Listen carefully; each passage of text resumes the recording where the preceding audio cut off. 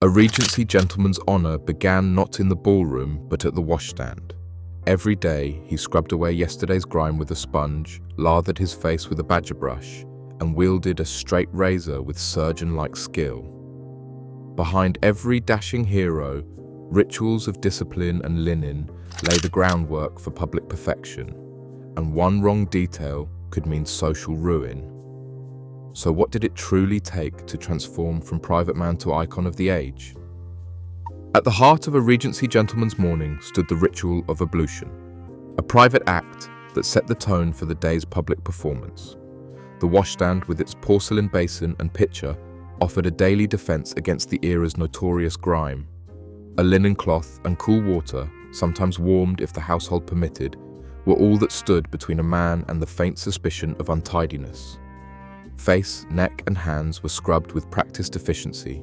A swift sponge bath signaled not only personal comfort, but social standing. Cleanliness was a visible badge of respectability, and account books from the time show the relentless demand for fresh linen.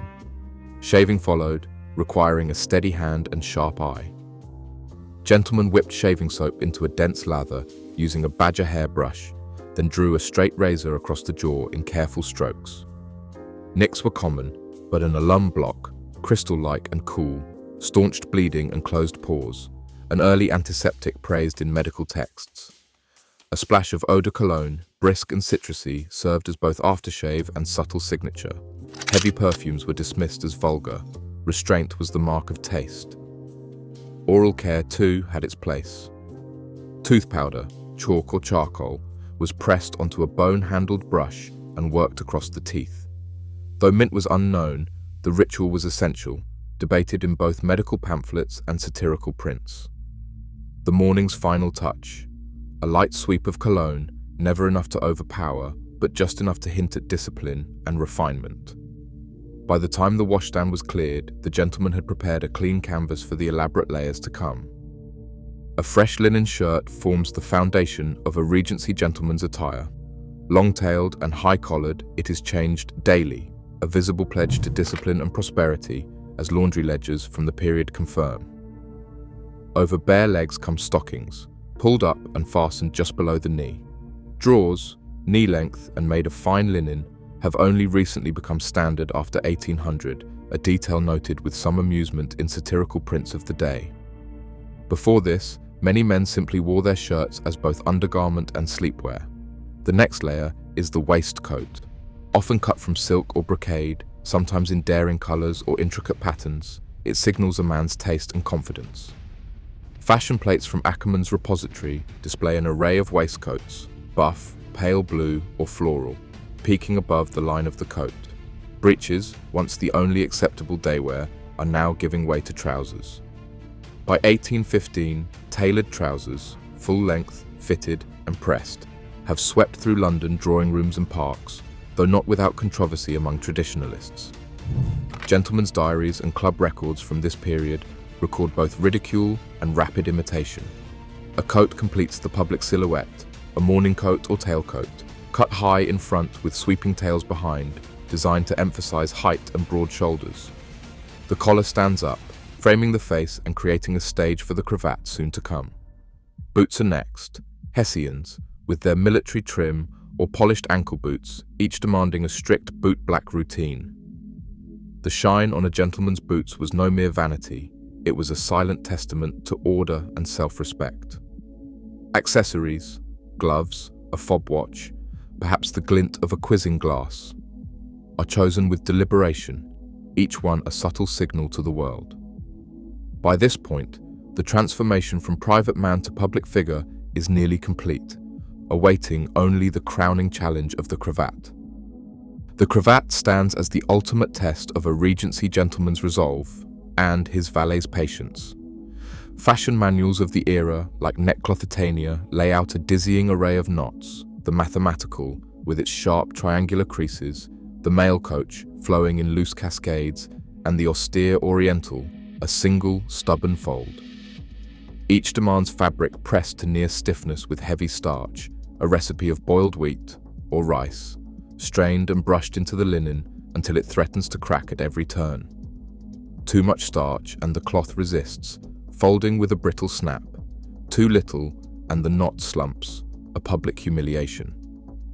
For the amateur, this ritual often spirals into frustration, creased linen discarded, tempers frayed, and time slipping away.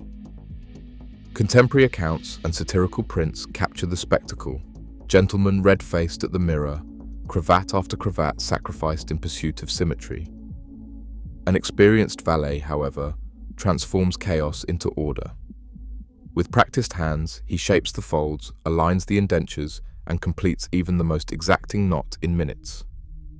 The mathematical's geometry appears, the male coach's waterfall tumbles just so. Meanwhile, hair receives its own discipline. 100 strokes with a boar bristle brush, followed by a touch of macassar oil, lending a glossy sheen so prized that antimacassars soon appear to protect chairs from the residue. In these moments, the line between disaster and bromelian perfection hangs by a single, starched strip of linen.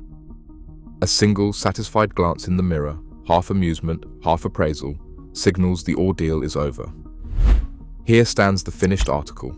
Coat perfectly tailored, cravat geometry unflinching, boots gleaming with the luster only beeswax and patience can produce. Beau Brummell's standard lingers in the air. Even Darcy, for all his reserve, cannot resist the faintest curl of a smile at the reflection. The myth of the champagne-polished boot dissolves quietly. Household ledgers confirm only black ball and elbow grease, never a drop of bubbly wasted on leather. Breakfast waits in the next room, a spread typical for 9 or 10 a.m. rolls, eggs, perhaps a slice of cold ham, with coffee or chocolate poured into delicate porcelain. The meal is brisk, a private interval before the world's gaze. Then, the final transformation. A top hat, tall and silk-brushed, settles atop carefully arranged hair. A greatcoat, navy or bottle green, cut to flatter, drapes over the shoulders. Gloves, a fob watch. And the gentleman's cane complete the arsenal of respectability. Fashion plates from Ackermann's repository and La Belle Assemblée confirm this ensemble, every detail echoed in their engraved lines. The door opens and the private man steps out, every inch calibrated for the promenade. Perfection, at least for this morning, is not a myth but a matter of record. Records from Ackermann's repository and period laundry ledgers show that by 1815, most Regency gentlemen had shifted from breeches to tailored trousers, pairing them daily with a freshly laundered linen shirt and polished boots. These details challenge the persistent myth of the unwashed Regency, revealing a culture where morning routines were as much about discipline and social standing as personal hygiene. Yet not all specifics are fully documented, such as the exact number of cravat attempts a valet made each morning, or the private choices behind a gentleman's signature scent. What is clear, through fashion plates and contemporary manuals, is that every element of dressing, from the chalk tooth powder to the precise cravat knot, signaled identity and status. Today, much of what we recognize as modern grooming and style can be traced to these early 19th century rituals, documented in ledgers and prints, but still evolving. The evidence stands. For the Regency gentleman, every morning was a deliberate act of self-fashioning, built on routine and revealed in public view.